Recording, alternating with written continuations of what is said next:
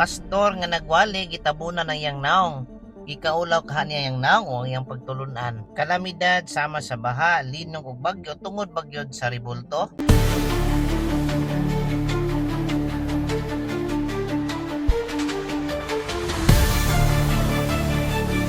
Mayong adlaw o kumusta? Duna na say pauso ning usa ka pastor mga igsuon sa iyahang pagwali nga iyang tabunan ang iyang naong.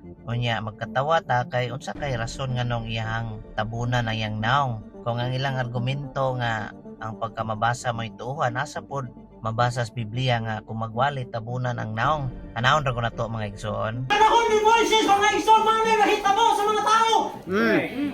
Praise God, hallelujah. Walang kinaktakan!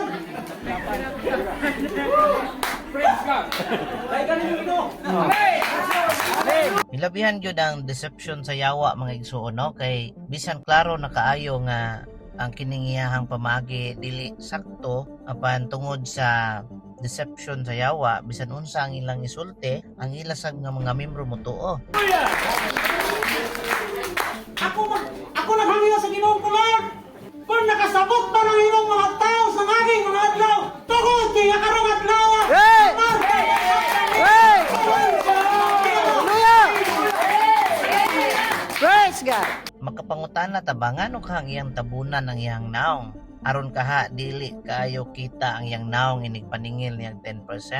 Kini nga tuwa mga pangutana lang wa ta magbutang-butang ni pastor apan mao ni ang gipahimangno sa tong Ginoong Hesukristo sa Mateo 24:5 nga daghan ang muanhi magda sa kungan aron pagpatibulaag sa katawhan sa Dios. Daghan ang motindog magdas nga ni Kristo magtukod og iyang pundok aron paglingla sa katawhan nga naa sa tinuod nga simbahan.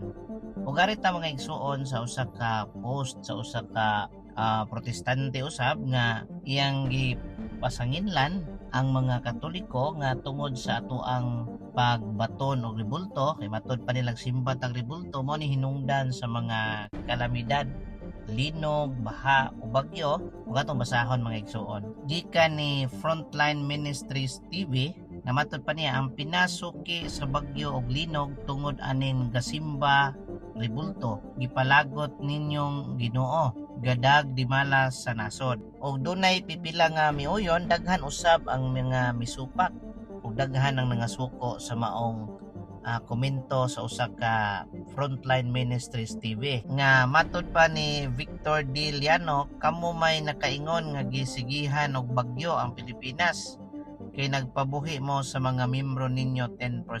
Inyo gipangayo sa inyo mga membro bisan lagsik kaayo mo og lawas pero nagpalimos gihapon mo sa inyong mga membro. Mao to ang komento sa usa ka wa makauyon sa post ni Frontline Ministries TV. Apan dili ta uyon ni ana nga pamahayag nga tungod kay nagsimba og ribulto mo hinungdan sa mga kalamidad kay ang tinuod wa magid ta magsimbag ribulto ilara man ang pamasangil nato mga Katoliko. Kung tinuod man nga ang kalamidad silot tungod sa ribulto nganong ang mga nasod nga walay imahen sama sa Indonesia, Chile, grabe usab ang linog o bagyo mga igsuon. Kung nasuko pa ang Dios ngano man nga human sa kalamidad aduna may panakiusa, aduna may grasya, aduna may pagtabang sa ato mga isig-kaingon nga nanginahanglan sa ato ang presensya sa dihang anaa sila sa kalisod human sa maong kalamidad. Nakuha ninyo akong punto mga igsuon. Ang rason nga kanunay makasinati og bagyo ang Pilipinas tungod kay gipalibutan kitag dagko nga